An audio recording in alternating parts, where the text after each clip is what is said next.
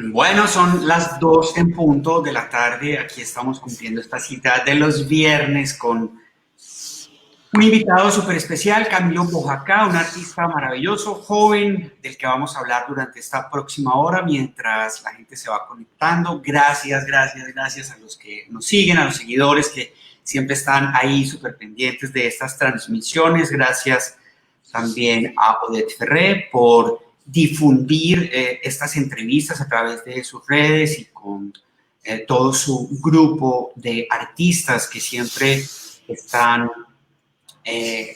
aportándole a esa plataforma o de Ferré Arts and Culture Management. Mientras todo el mundo se empieza a conectar, les cuento nuevamente, estamos hoy con Camilo Bojacá, un artista joven, contemporáneo. Bienvenido, Camilo Bojacá, muchísimas gracias por aceptar esta invitación. Gracias a ti, Oscar, por la invitación y saludo a todos los que hoy nos acompañan y ven esta transmisión en vivo. Un gusto estar aquí con todos. Bueno, pues mientras ya empezaron a conectarse las primeras personas, mientras se terminan de conectar, les voy a hacer una breve introducción de la vida y la trayectoria de Camilo Bojacá. Él es un artista que estudió artes plásticas en la Universidad Nacional de Colombia y se graduó en el año 2005. Su interés está... Perdona, hago una aclaración, ahí quedó mal es 2011. 2011. Empezó los estudios en el 2005. Exacto. Ok, bueno. Tiene un interés grandísimo por el dibujo, la animación, el video, la escultura, y desde allí encuentra una forma desde donde preguntarse acerca del paisaje y de su construcción. Camilo aborda en su obra la arquitectura y la ciudad, y esto ha dado como resultado proyectos como Jardín de Malezas o Andamios, en donde se cuestiona la forma cómo estamos construyendo la ciudad y cómo estamos afectando el entorno natural. En su trabajo hay una propuesta de hibridación en donde lo construido y lo natural conviven en beneficio mutuo. A partir de dibujos hechos a lápiz y de andamios fabricados en minas de grafito o esculturas de cemento con bonsáis, Camilo Bojacá nos invita a repensar nuestra relación como habitantes del mundo. Camilo, hablemos de esos estudios precisamente en la Universidad Nacional. ¿Cómo llega Camilo a la universidad? ¿Cuál es el antecedente de ese interés por el arte? Bueno, yo tuve la fortuna de que mis padres siempre a mí y a mis hermanos nos dieron la posibilidad de tener un acercamiento a las artes, es decir, cursos de pintura, de dibujo, y eso evidentemente pues creó un interés en mí de ir investigando, pues del gusto por las artes, del gusto por crear, ¿no? Yo soy de Sogamoso, Boyacá, y en un momento yo estudio geología en la universidad de allá, en la UPTC, un poco por darle gusto a mis papás, porque pues el arte no es, digamos, una carrera que a veces tenga como una perspectiva de vida como buena en la generación de mis papás, ¿no? Se ve como una carrera que es difícil o hay incluso algunos estereotipos sobre lo que es un artista. Entonces, pues después de haber hecho un semestre dije, lo mío definitivamente es el arte, yo no puedo quedarme acá. Presenté el examen para la nacional, afortunadamente pasé y ahí comenzó, digamos, como esta historia de las artes, pues de mi carrera artística. Hay un acercamiento de entrada al dibujo y una facilidad que me imagino que con el tiempo ha ido desarrollando. ¿Cómo aborda el arte desde el dibujo, Camilo Boyacá. Es una práctica diaria que empezó, digamos, en su niñez y la ha traído hasta ahora. Sí, Oscar. Yo desde niño, como te contaba, tuve como estos cursos, pero además era una forma como de pasar el tiempo para mí. Entonces yo me sentaba a veces a ver la televisión y, y tener como ese tiempo para dibujar cosas. En ese tiempo dibujaba muñecos, comencé también a dibujar figura humana, paisajes, como temas que en ese momento eran pues como de mi interés o también que constituían un reto técnico. Eh, para mí el dibujo es una forma, en este momento es una forma de pensar, ¿no? Es una forma que también tiene que ver con tener una idea, aterrizarla y tener la posibilidad de llevarla a algo físico o bueno, a una representación que alguien más puede ver y alguien más puede entender, ¿no? Entonces va desde el espacio mental hasta lo simbólico, lo conceptual y también ya una manifestación que uno puede compartir con otras personas. Eh, y pues yo pienso que el dibujo ha sido una de las formas de representación más básicas, por un lado, básicas en términos de la forma de comunicar, ¿no? Entonces ha estado desde las cuevas, en donde aparecen estos caballos o los bisontes dibujados, ha estado desde ahí y nos acompaña hasta nuestros días cuando necesitamos, cuando no sé, un arquitecto va a hacer un edificio o alguien va a remodelar su casa o alguien necesita hacer una mesa o un artista está planeando un dibujo, hace generalmente primero un dibujo, un boceto de lo que va a hacer. Entonces, digamos que el dibujo para mí está siempre asociado a una forma de pensar los proyectos, de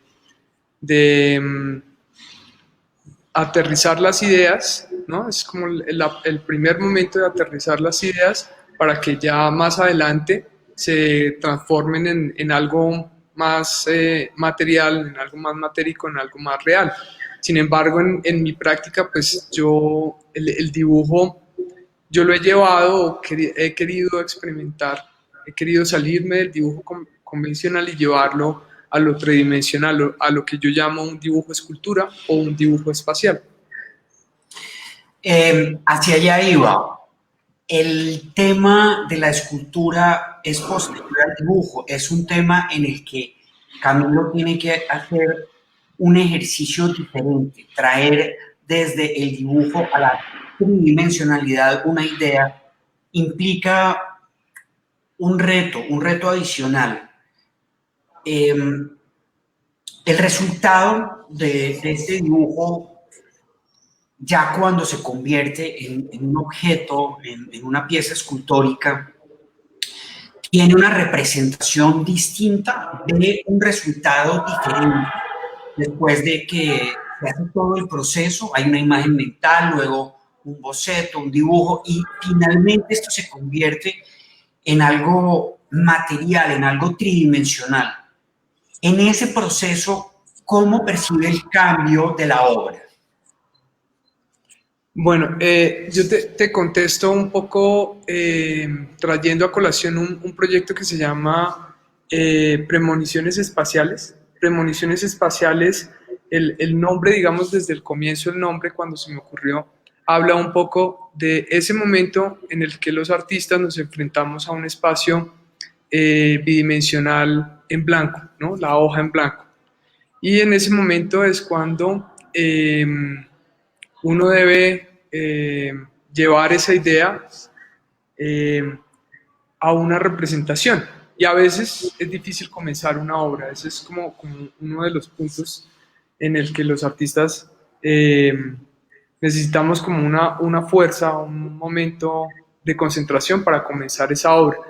Y de premoniciones espaciales es un proyecto que habla de esos momentos de creatividad, pero también se cuestiona sobre el dibujo, sobre la espacialidad del dibujo, cuándo aparece en realidad el dibujo, si es cuando aparece el punto. Entonces yo decía, bueno, sobre eso hice una disertación y una investigación también, y yo decía, pues para mí la teoría de cuando aparece el dibujo es cuando aparecen los dos puntos, es decir, los dos puntos sobre el plano constituyen las relaciones que tiene que tener un dibujo, la posición, la distancia, el tamaño, eh, bueno, las diferentes relaciones que uno puede encontrar en el dibujo.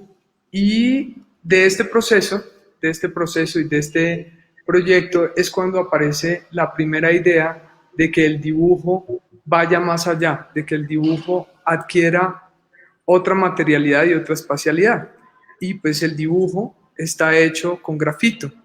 Entonces yo pensé, bueno, el grafito por sí mismo podría ser un dibujo en ese espacio. Y ese proyecto me permitió investigar precisamente el dibujo en diferentes formas, eh, incluso en lo simbólico. Entonces hay una pieza que a mí me gusta mucho, que me gusta mucho comentar porque es una pieza que es inmaterial completamente. De ella solo existe una hoja en donde están las instrucciones. Entonces yo le pido a la persona que cierre sus ojos y imagine un espacio neutral, negro, totalmente negro, en donde está flotando un espacio. Entonces llega un momento crítico en donde ese lápiz explota y crea todo un espacio blanco, que es el espacio de las posibilidades del dibujo, pero también a la vez es un espacio mental. Entonces, en este proyecto aparecieron diferentes posibilidades para abordar el tema del dibujo y llevarlo a esas otras espacialidades o materialidades. Hay un interés bastante evidente en su obra acerca de la arquitectura, acerca de cómo el paisaje se cambia, se rompe, se modifica por la mano del hombre. Y desde ahí hay muchas maneras de abordar desde la perspectiva de Camilo la obra de arte. Se aborda, digamos, no solamente con el dibujo y la escultura, sino desde las temáticas. Entonces está la arquitectura, está de alguna manera esa gran pregunta acerca de la naturaleza, del ecosistema, del impacto que está teniendo en la mano del hombre sobre estos espacios naturales. Pero al mismo tiempo, en la obra podemos ver cómo cohabita un concepto y el otro, cómo de alguna manera se generan unos nuevos ecosistemas a partir de la creación humana. ¿Cómo lo aborda? ¿Cómo ve Camilo este tema complejo que es poder generar esta simbiosis entre lo natural y lo creado por el hombre? Bueno, ese proyecto, digamos, este acercamiento a los conceptos de los que hablabas o de los temas de los que hablabas, como del entorno, la naturaleza, eh, yo agregaría la escala, lo construido, el monumento, ¿no? La ciudad, el paisaje. Yo los abordo desde pequeños, digamos, elementos que yo encuentro para poder hablar y hacer alegorías. Uno de esos elementos es el andamio. El andamio me permite a mí hablar y representar a una sociedad y a una ciudad que aún no se ha concretado o no se va a concretar, que se construye de manera orgánica, que se construye por partes, en donde las personas que construyen sus casas dejan las varillas de las construcciones como una promesa o como la esperanza de tener un segundo piso, de hacer mejoras, ¿no?, en su casa. Entonces, el andamio me sirve para hablar de esa ciudad que va cambiando con el tiempo, pero también me sirve para hablar por el material en el que está construido, que es la mina de grafito. Me sirve me sirve para hablar de lo frágil que es la institución la misma construcción social, que es frágil y que que digamos está todo el tiempo cambiando, pero también funciona un poco como un andamio, en donde si llega un gobierno arma su estructura y llega otro y entonces se desmonta esa y se vuelve a poner otra distinta. Entonces, digamos, el andamio fue uno de los elementos que me permitió ir hablando de esos intereses de los que anotabas antes. Hay una manera también de abordar su obra desde lo político. ¿Se considera un artista político o simplemente la obra está creada para generar cierto tipo de preguntas, de inquietudes, de cuestionamientos que sean, digamos, propios del espectador, o detrás sí hay de verdad una carga política y un mensaje político? Yo soy de las personas que creo, de los artistas que creo que la obra debe ser autónoma, es decir, las preguntas y las reflexiones deben venir desde las personas que ven la pieza. Obviamente se alimentan de las diferentes, pues digamos, aproximaciones que uno le hace a la gente, como digamos esta entrevista, ¿sí?, en donde uno puede expresar de dónde viene, cómo se hizo, cómo... Sí, pero creo mucho en eso, en la autonomía de la obra, que una vez puesta en el espacio, las personas sean capaces de imaginar cualquier cosa, incluso en el caso de cuando a las personas no les gusta mi obra, que es una posición que también es muy importante, porque en algunos casos les puede no gustar, es porque le choca. Yo creo que sí, como persona, ya hablando como persona, estoy atravesado muy por intereses de hablar eh, sobre esa, ¿cómo decirlo?, inestabilidad un poco social que tenemos en nuestro país, ¿no? Y yo lo he hecho, digamos, hablando con estos elementos, haciendo alegorías, ¿no? Digamos que me acerco de formas distintas a tratar de ponerle también esos conceptos o esas lecturas que pueden ser políticas.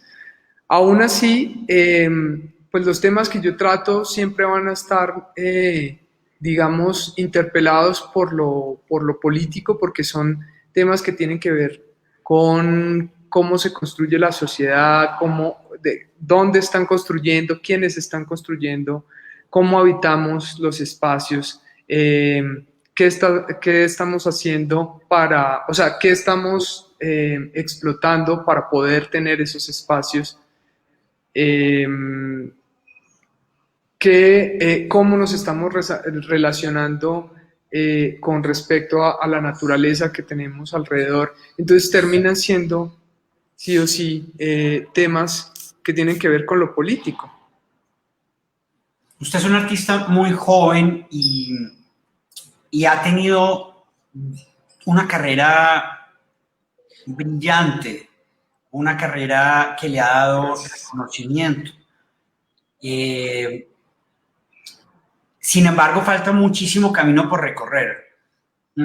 ¿Cómo percibe su obra actual y cómo la proyecta hacia el futuro? ¿Cómo ve esa trayectoria, digamos, desde sus inicios hasta ahora? ¿Y cuál sería como el el horizonte y el lugar al que quisiera llegar en un futuro próximo, porque obviamente pues en el mundo del arte nunca se sabe, bueno, en el mundo nunca se sabe hasta dónde, pero digamos, ese sueño que quisiera materializar ahora en este momento, ¿cuál sería frente a usted como artista? En este momento, de hecho, estoy trabajando en un par de proyectos que son proyectos de instalación grande, de gran formato, en donde el espectador entra a las instalaciones y se ve completamente inmerso en el ambiente que digamos, quiero crear. Entonces, el paso en donde me veo es desarrollando estas instalaciones que ya son de gran formato, escultura en espacio público. Hay un par de proyectos también de escultura en espacio público que espero llegar a encontrar los medios para poder financiarlas, ya que son esculturas bastante grandes y que me gustaría emplazar en algunos puntos de la ciudad, ¿no? Eso y pues me veo también participando un poco más, o sea, saliendo a la escena internacional. Eso es lo que espero que pase pronto, ¿no? Que ya pueda estar moviéndome en una escena internacional y mostrando este tipo de instalaciones, que son instalaciones con, digamos, con un mayor impacto, por decirlo así. Ese camino es bastante difícil, internacionalizarse. Eh, el apoyo generalmente es parte de lo privado, parte desde el apoyo privado. Casi nunca encuentra uno que haya un apoyo a los artistas colombianos de parte del Estado para sacar la obra del país y mostrarla afuera.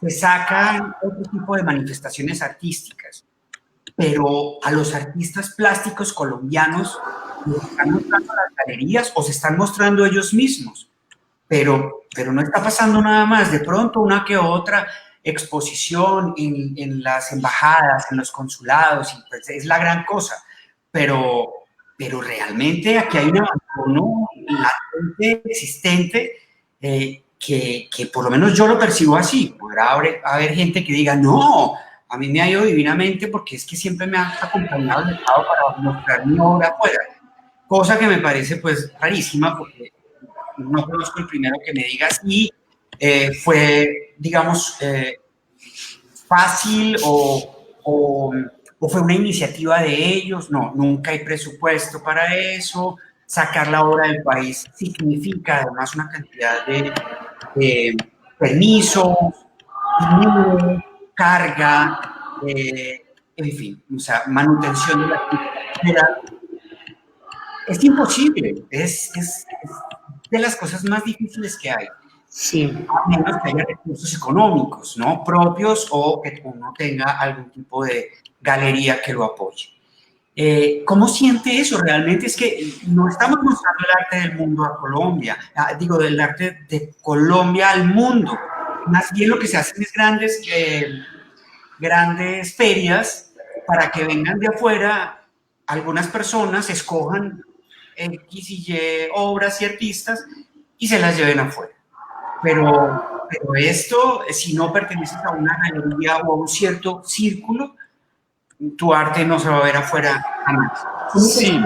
Esa carencia que existe en el sistema para que el artista colombiano realmente tenga un camino, ¿no? Para tocar la puerta y decir, hey, me invitaron a una exposición afuera, esta es la obra, ayúdenme. No hay ayuda. Sí, mira, tienes toda la razón al respecto. Yo pienso que al Ministerio de Cultura les hace falta una oficina de promoción de las artes colombianas, de las artes en todo sentido, porque digamos nosotros los artistas plásticos no somos los únicos que vivimos, digamos, este tipo de problemas. los que hacen teatro, los que hacen danza, diferentes actores culturales tienen este mismo problema, y yo creo que es lo que yo he visto en otros países es que hay una oficina de la promoción de las artes, y que esas oficinas trabajan mancomunadamente con las escuelas de arte, y también con las diferentes embajadas que tiene su país en las diferentes ciudades, y esto les permite tener una rotación de sus artistas en los diferentes contextos internacionales. Es decir, no sé, la Bienal de Venecia es uno de los ejemplos. Entonces eso les permite tener unos buckets, unas bolsas de trabajo con los que trabajar. Acá yo sé que hay un par de artistas, son contados, que el gobierno les provee bolsas de trabajo para poder hacer sus trabajos cuando son contextos internacionales, pero esos son 2 o 3 artistas que ya tienen un contexto de un mercado internacional, que pues tampoco les haría falta. Sus obras en el mercado del arte pues se cotizan siempre a la alza, y pues sí hay una carencia con respecto a los demás artistas, que somos el 99% pues digamos del grupo de artistas, y en ese sentido pues es como una visión muy a corto plazo, muy sin perspectiva, porque a todo país y a todo gobierno le conviene que sus artistas salgan al exterior y muestren que hay una producción cultural importante y regular en el país, que precisamente habla de un país que está avanzando. Cuando uno habla de que un país está avanzando y que ha logrado cambios estructurales en la sociedad, habla de los logros culturales, habla de eso inmaterial que es el arte, la literatura, el cine, el teatro, que hemos visto que comienza a rotar, pero de una forma pues independiente, o cuando los artistas logran llegar por sus propios trabajos a ser premiados, y de ahí también subvencionados por entes privados, por empresas, a los artistas nos quedan las convocatorias internacionales, que en todo caso son difíciles porque generalmente esas convocatorias internacionales piden que haya un apoyo precisamente del Estado para que se logren dar los proyectos, porque sacar obra cuesta, los seguros de las obras cuestan, la producción misma de las obras cuestan, y todos los gastos asociados a la producción en otro país, pues eso todo es costoso, y en general en muchos países eso se tiene en cuenta dentro de la gestión que se hace desde cada ministerio de cultura. Acá es inexistente, por no hablar de las convocatorias nacionales. Sí, los presupuestos definitivamente están destinados a otro tipo de actividades diferentes a la artística. El presupuesto para la cultura en el país es el menor, o sea, es irrisorio frente al potencial que tiene el país y frente a la buena imagen que la cultura le da a cualquier nación frente al mundo. Entonces, es una lástima definitivamente. Camilo, hablemos un poco acerca de esa denuncia, de alguna manera, que está ahí explícita, acerca de la mala utilización de los recursos naturales, de esa sobreexplotación. ¿Cómo la ha abordado? Y es un tema, digamos, que ya se hizo, ya la obra, digamos, frente a esa inquietud existe, y las inquietudes ahora van a ser otras a futuro, o este tema va a ser algo que lo va a acompañar en su carrera por siempre? Yo creo que es una inquietud que está ahí desde niño. O sea, es decir, yo al nacer en Sogamoso, que es en su momento fue la segunda ciudad industrial más grande de Colombia, pues tenía un contexto bastante particular que ahora yo lo he entendido después de los años, y era una ciudad industrial que tenía un intercambio importante también en términos culturales, pero que tenía al lado un contexto pues, rural, ¿no? Rural y campesino también. Eh, pero por otro lado, una ciudad que pues tenía de alguna forma una riqueza por tener, digamos, esas diferentes, ese contexto industrial, y el también haber podido percibir en persona digamos, el problema de lo que es la polución del aire y de la contaminación de fuentes hídricas y demás. Entonces, yo después de que comienzo estos proyectos, encuentro que hay mucho de autorreferencial en esos proyectos, de cosas que yo vi de niño o viví. Y digamos, ese contexto de ver una ciudad industrial y de poder percibir también lo que genera esa industrialización, pues es algo que es un recuerdo, y esos recuerdos están ahí, ¿no? Precisamente vemos esta imagen que es el cuerpo de una persona del que emana una columna de humo. Habla de esa explotación silenciosa que hay sobre el cuerpo. Es decir, yo en estos proyectos siempre estoy hablando de las relaciones que hay entre la explotación territorial y el cuerpo mismo, porque encuentro, o por lo menos eso pienso yo, que cuando nosotros afectamos el territorio o afectamos la naturaleza, de alguna forma siempre van a haber repercusiones e impactos sobre el cuerpo propio. Entonces, pues lo podemos ver en Bogotá y en Medellín, donde las enfermedades respiratorias con respecto al resto del país, las cifras son alarmantes, y donde vemos, digamos, en el contexto del COVID-19, que las personas con enfermedades respiratorias, pues donde, digamos, en estas ciudades hay mayor número de muertes, precisamente porque hay este tipo, más condiciones de este tipo, médico. Entonces, creo yo que el tema más que actual es un tema que todos vivimos en nuestros días, ¿no? Es un tema que va desde lo cotidiano hasta lo político.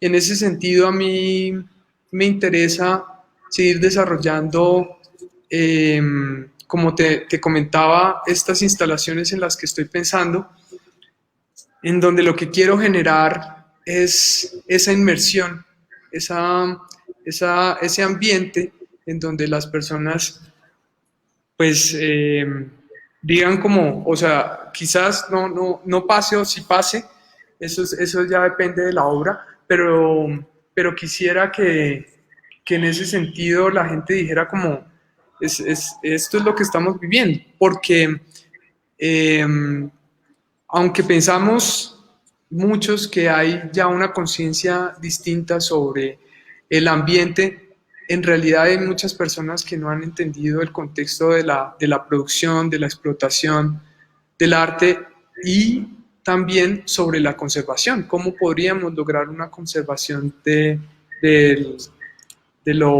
ambiente, y cómo podríamos mejorar la producción de alimentos?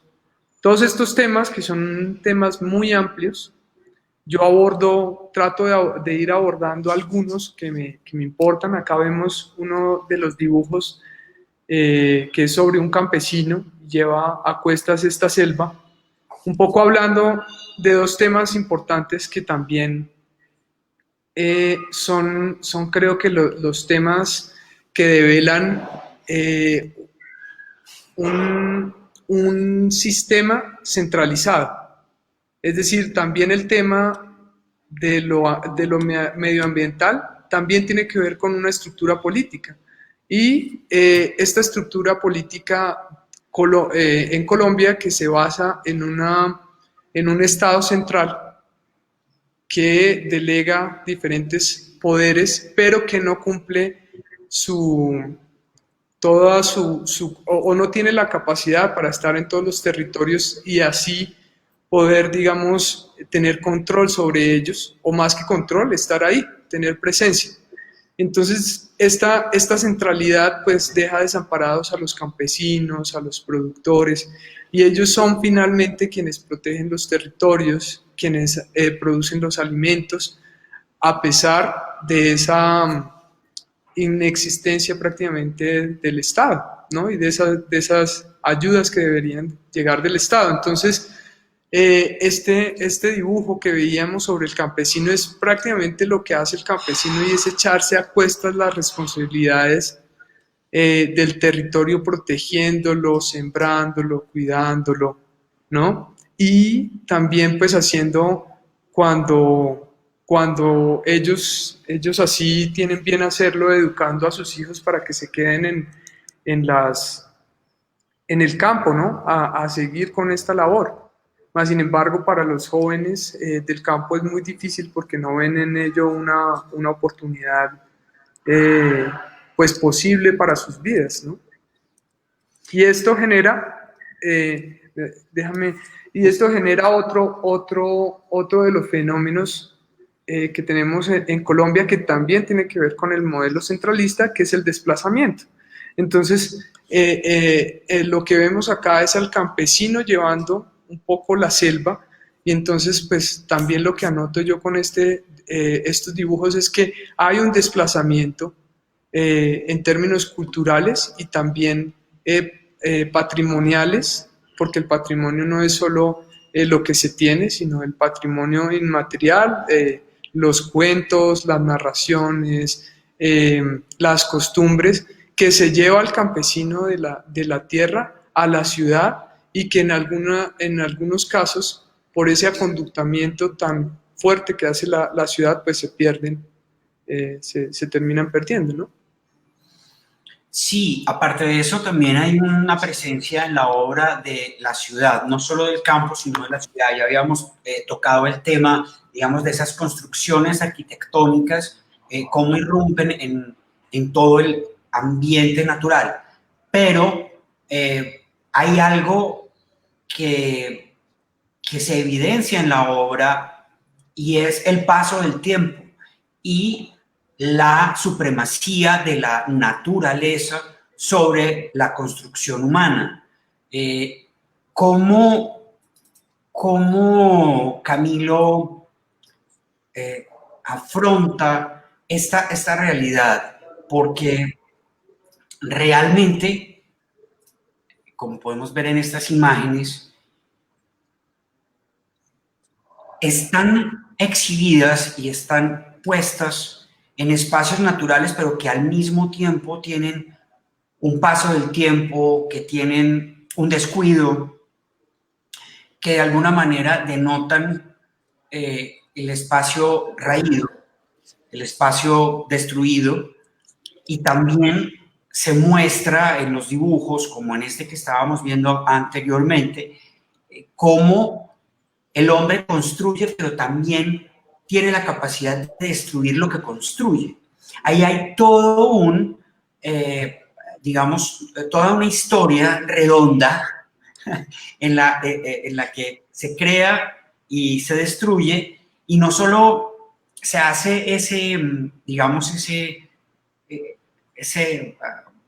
paralelo entre lo que está completo, construido y hecho, y se contrapone, digamos, contra lo que ya es una ruina. Y también hay un concepto adicional dentro de la obra y es la creación divina. De alguna manera, lo que se supone es la creación que Dios ha hecho, que es la especie humana. ¿Cómo yo hago esta lectura? ¿Realmente estoy Sí. siendo exacto en todo lo que veo en frente a su obra? Bueno, sí, sí, sí, sí. Hay algo que tocaste que es muy interesante. Eh, Hay un proyecto en específico, dos proyectos en específico, uno que es Babel y otro que es Cuenta Final, en donde retomo ese proyecto que es Babel, que lo que yo hago básicamente es hacer una reinterpretación de la Babel bíblica y me interesaban tres cosas importantes ahí. Una, esa noción de superioridad que siempre va a tener el hombre con respecto a lo divino, es decir, que algunos hombres eh, se ven como enviados de Dios o de alguna deidad y por eso es que logran subyugar pueblos o logran hacer lo que hacen, ¿no? Eso por un lado. Por otro lado, esta representación de una ciudad que también tiene una estructura piramidal, en donde las personas que tienen las posibilidades van escalando, ¿no? Y en ese escalar también van ganando un estatus y van ganando un lugar privilegiado en la sociedad y en esa ciudad. Y por otro lado está los proyectos en los que yo me he acercado más a la naturaleza como ese elemento que está y siempre va a estar. La naturaleza es un ordenador de nuestras vidas y nosotros somos naturaleza, es decir, nosotros aún así desaparezcamos, vamos a estar ahí de otra forma, ¿no? Eso es lo que ocurre cuando morimos, hay una transformación matérica que le permite a otros seres vivos seguir existiendo, ¿no? Es decir, servimos de abono para árboles y matas y demás. Y eso es lo que abordo en Jardín de Malezas, en donde lo que hago es darle esa importancia a eso que llamamos maleza, que tiene de hecho es una connotación mala sobre la planta, ¿no? Y a este le atribuyo un poder casi que político, es decir, cuando aparece una maleza rompiendo el cemento, pues es una manifestación de esa naturaleza en contra de lo construido, en contra del orden que ha puesto el ser humano sobre ella. Entonces esa manifestación crea una micropolítica en donde la maleza está reclamando de nuevo un espacio que ella ha tenido antes. Ella siempre ha estado ahí. Nosotros, digamos, llegamos y ocupamos ese espacio, lo transformamos, pero si nosotros lo abandonamos y pasan unos años, la naturaleza va a recobrar este orden preestablecido, por decirlo así, o este orden, más que es preestablecido, yo diría que un orden orgánico, un orden que es cíclico, ¿no? Que nosotros deberíamos entender un poco más, esos ciclos que tiene la naturaleza y entendernos así, entender incluso nuestras construcciones. Aquí vemos el primer dibujo de Babel, este es el primer dibujo que hice cuando incluso todavía estaba en la Facultad de Artes.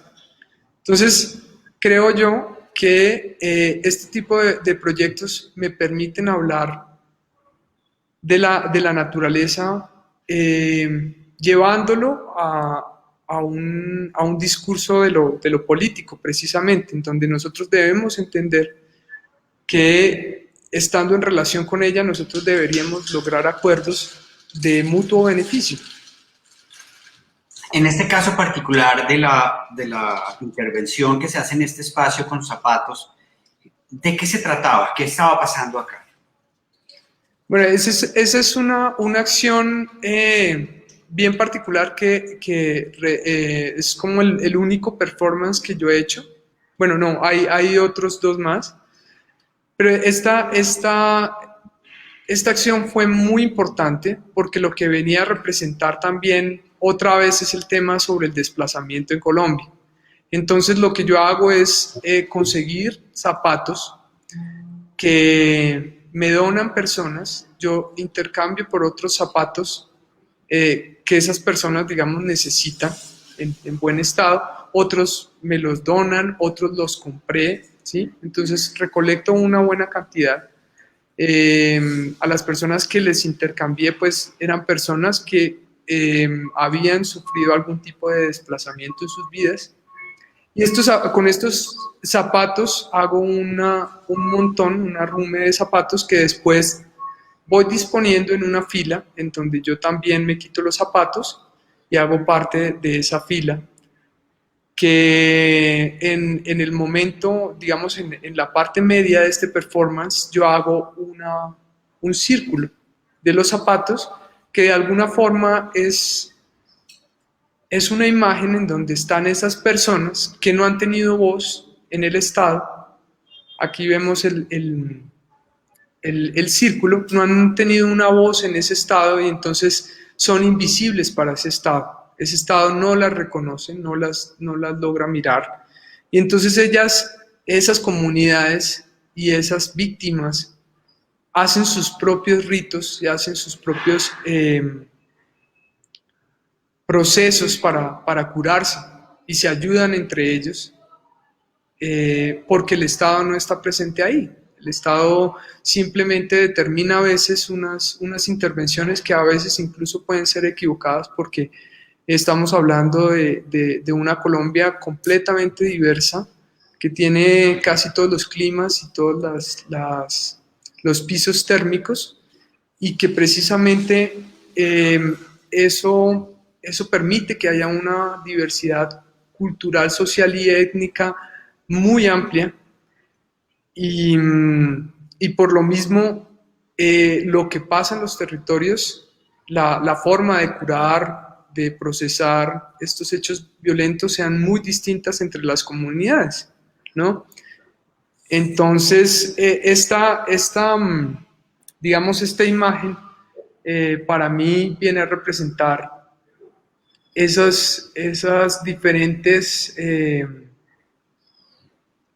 ritos que hacen los pueblos para poder lidiar con sus dolores.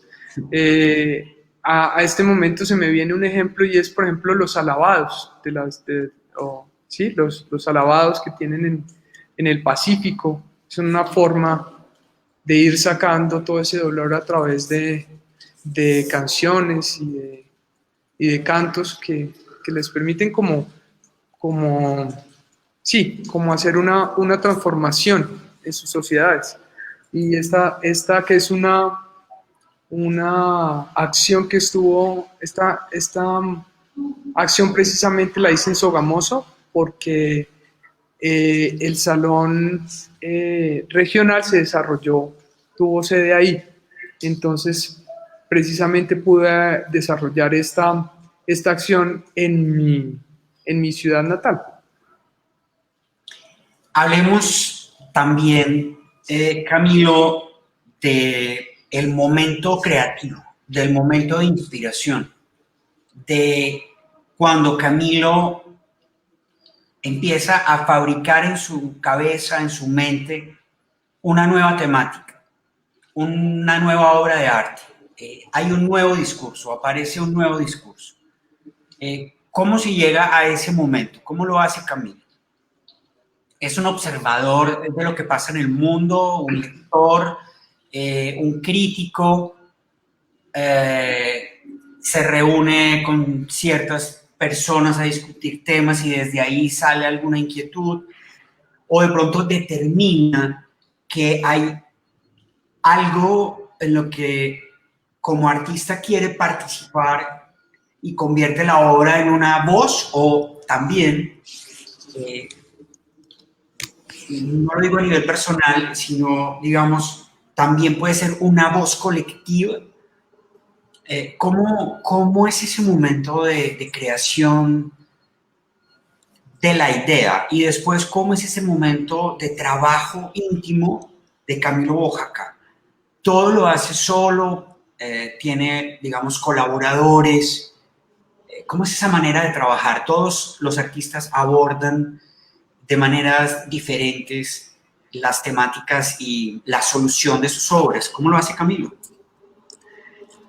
Todos los proyectos han sido particulares, o sea, todos los proyectos han tenido sus particularidades, es decir, es la forma de abordarlos, pero también de hacer una investigación o una conceptualización de los mismos, ha variado con respecto a las intenciones que yo tengo o lo que voy encontrando que los materiales me van diciendo como por dónde.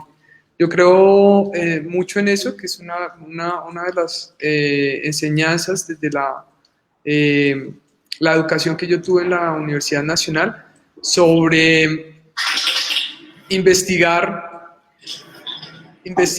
y permitir que el material sea el que a uno le vaya, la investigación o el material lo vaya guiando, ¿no? Por lo que uno va encontrando como las pistas, ¿no? Pero también, como anotabas, yo con mis amigos hablo mucho, entonces por ejemplo, tengo un amigo que es agrónomo, que con él hablamos de los temas medioambientales y él me da otras perspectivas que a veces yo no tengo sobre lo que pasa en las formas de producción que a veces uno desconoce, ¿no? Uno a veces puede, digamos, tener unos puntos críticos, pero desconoce las realidades de las comunidades. Y eso a veces a uno lo hace caer en clichés en puntos de vista que están muy lejos de lo que en realidad se vive en el campo, por ejemplo. Entonces, con este amigo, con Joseph, yo discuto sobre ese tipo de cosas. Pero también yo me encanta el cine, entonces me alimento mucho de cine. Esto último que veíamos acá es una reinterpretación que hice hace poco de este proyecto de Babel, y es un homenaje a Fritz Lanz, el cineasta, ¿no? Entonces, a mí, digamos, el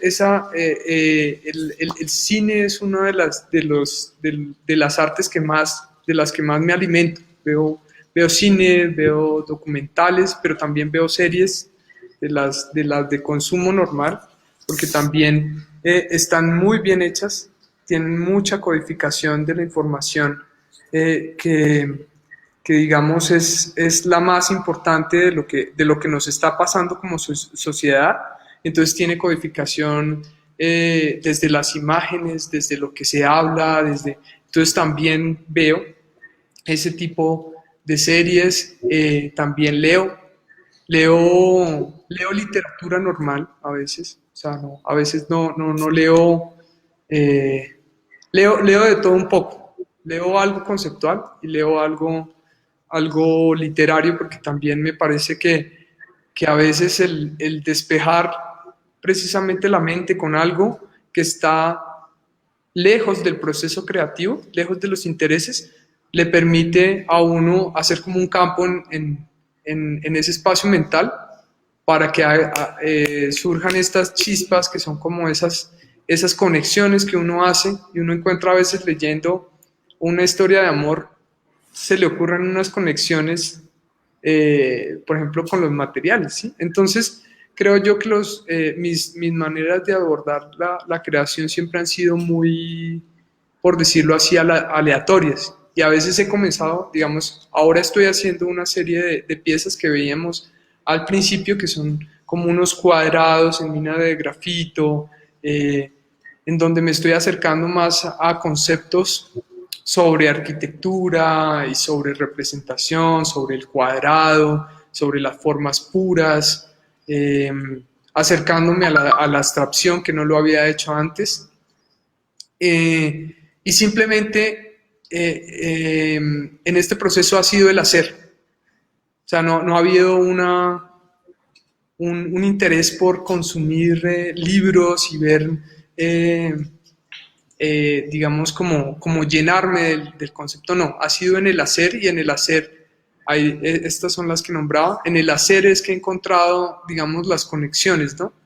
En otros proyectos ha sido completamente distinto. Ha sido la investigación primero, y después he ido desarrollando las diferentes piezas y he hecho experimentos con los materiales. Acá ha sido simplemente acercarme de lleno a los materiales que ya conozco y hacer mucho sobre el hacer y digamos, el placer del hacer, ¿no?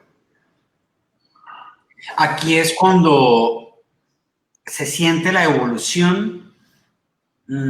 Usted se siente, digamos, en este momento, en un momento maduro, en un momento de crecimiento, llegué a un punto y este punto al que llego me hace sentir seguro, o tal vez los artistas jamás vamos a llegar a ese punto de alguna manera decir conquistamos esto, llegué hasta este punto y, y lo que viene pues tendrá que ser algo completamente nuevo porque llegué como a un tope, llegué a una cima. ¿Pasa eso de pronto con su obra? No, yo siento que, afortunadamente, siento que no pasa eso y espero que nunca me pase eso. Porque yo creo que el arte es una continua búsqueda, es una pregunta abierta. Y como una pregunta abierta siempre hay miles de respuestas y miles de interpretaciones.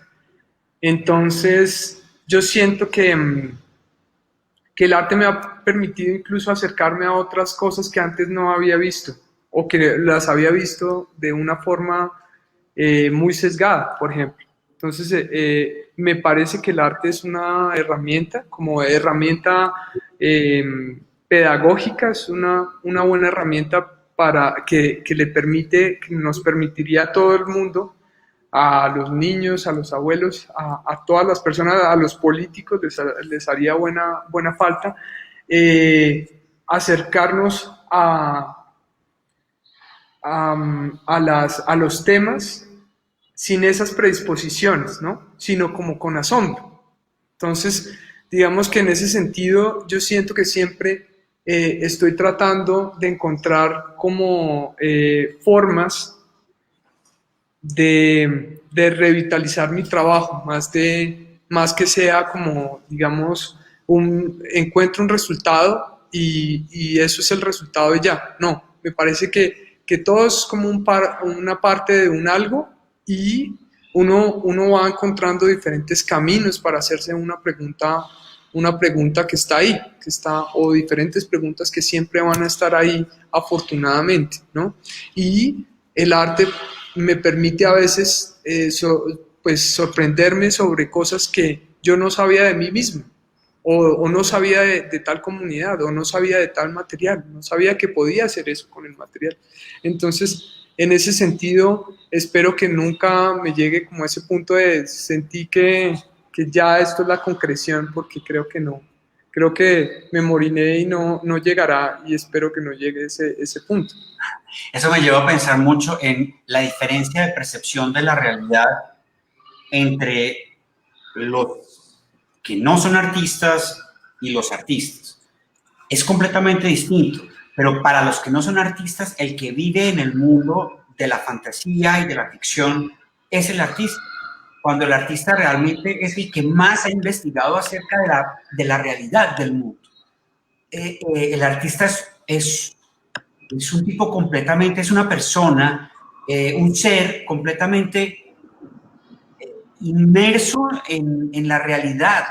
O sea, un buen artista que comunique bien es una persona que estudia, que lee, que visita las comunidades, que investiga. Eso es un personaje inquieto que no se queda quieto, que no se conforma, que siempre quiere ver más allá. Es un poco pues, chistoso que el artista sea catalogado como el loco volado y que no tiene los pies sobre la tierra, cuando realmente es el que más se ha preocupado por entender las realidades del mundo. ¿Cómo ve usted eso? ¿Cómo siente y percibe que, digamos, esa prevención y de alguna manera ese encasillamiento en el que están los artistas en la sociedad? Bueno, es que Yo comenzaría diciendo algo y es que la realidad es una institución, es decir, es una, ¿cómo decirlo? Sí, es institucional, es decir, eh, la realidad es un acuerdo común y sobre ese acuerdo común generalmente pues está intermediado por las instituciones del Estado que lo reglamentan, que de alguna forma reglamentan esa realidad, ¿no? Entonces, digamos, por hablar de algo, un ejemplo, en una dictadura, pues se crea una realidad paralela para los ciudadanos, ¿no? Pero, por ejemplo, hablemos de otra cosa. Los deportistas tienen una realidad sobre su cuerpo porque han desarrollado una conciencia sobre la propiocepción y sobre hasta dónde puedo ir más, hasta dónde puedo hacer esto, cuáles son mis límites, voy a romper los límites, ¿no? Y sobre eso, pues la realidad es muy relativa. Entonces yo, digamos, mi percepción sobre eso que llamamos realidad, en donde yo a veces siento que me paro, es como en el borde de ese círculo, que es esto que llamamos sociedad y realidad y todo eso. Yo me paro ahí, en ese borde, y me paro como en una tangente, ¿sí? En ese punto que está ahí, como afuera y dentro. Y a veces entro a la realidad, me sumerjo, y por eso la investigación es tan importante en la creación, sumergirse dentro de esa realidad, tener de verdad conocimiento sobre lo que uno está hablando, ¿sí? Digamos, para los diferentes proyectos sobre lo que era vivienda multifamiliar, pues yo conseguí los libros del DANE, hablé con amigos arquitectos, leí. Entonces, digamos, uno se sumerge sobre esa realidad y ya después se sale a esa tangente, a ese punto, y ve qué es eso construido, ¿no? ¿Cuál es esa realidad desde ese punto de vista? Por eso en el arte es posible crear mundos distópicos, mundos posibles, porque precisamente desde esa manera, desde ese punto de vista tangencial, existen todas las probabilidades, existen las posibilidades de subvertir esa realidad, de subvertir, de pervertirla, de construirla en el mejor sentido de estas palabras, para que precisamente eso que llamamos realidad se nos cuestione a los que vemos esa creación. Entonces pienso yo que siempre hay personas que son un poquito más conservadores y otras más liberales. Y en términos de cómo viven sus vidas, ¿no? Entonces, a veces la realidad para estas personas que son más conservadores está basado en lo institucional y no se puede contravertir o no se puede, digamos, no puede haber un disenso sobre esa realidad.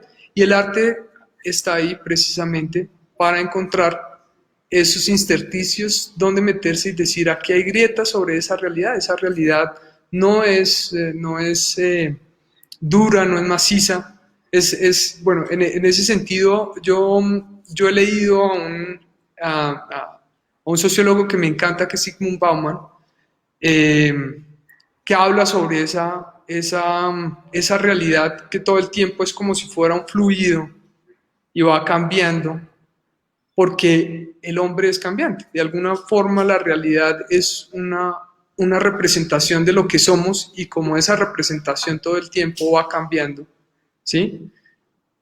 Es una realidad que está mediada por cualquier cosa que pase.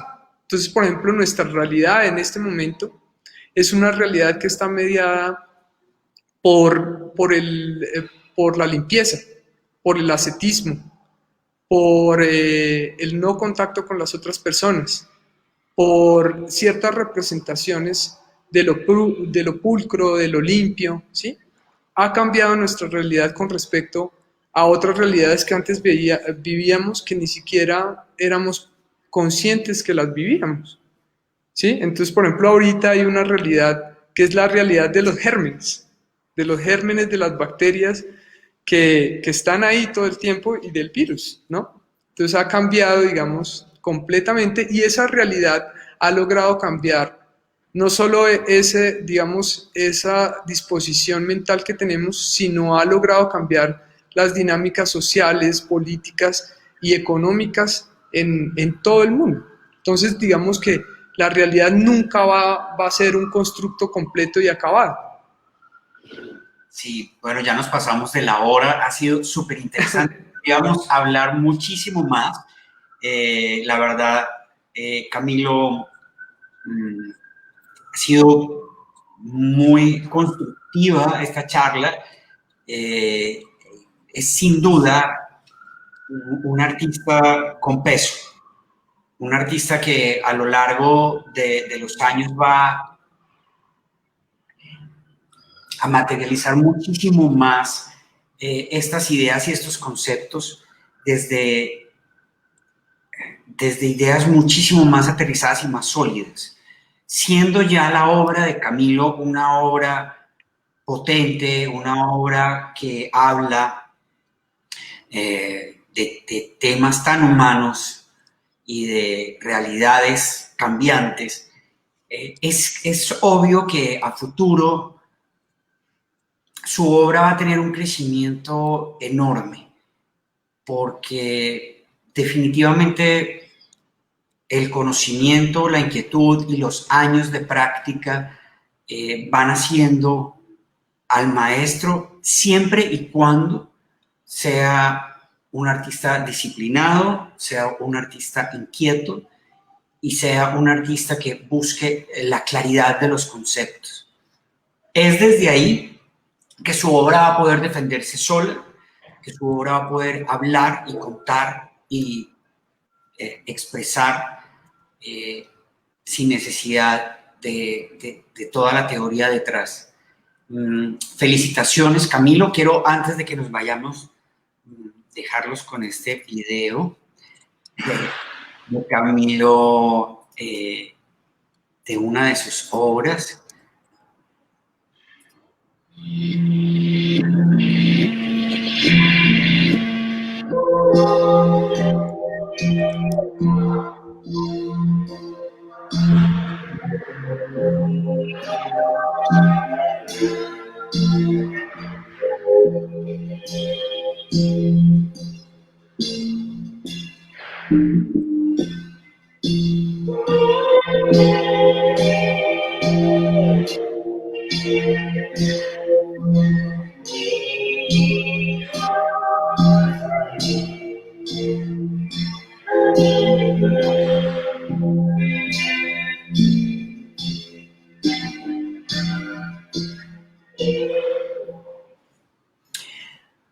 Una mujer que florece, una mujer que de alguna manera representa vida, una mujer dadora de vida, una mujer desde la que surge una selva, surge un gran bosque.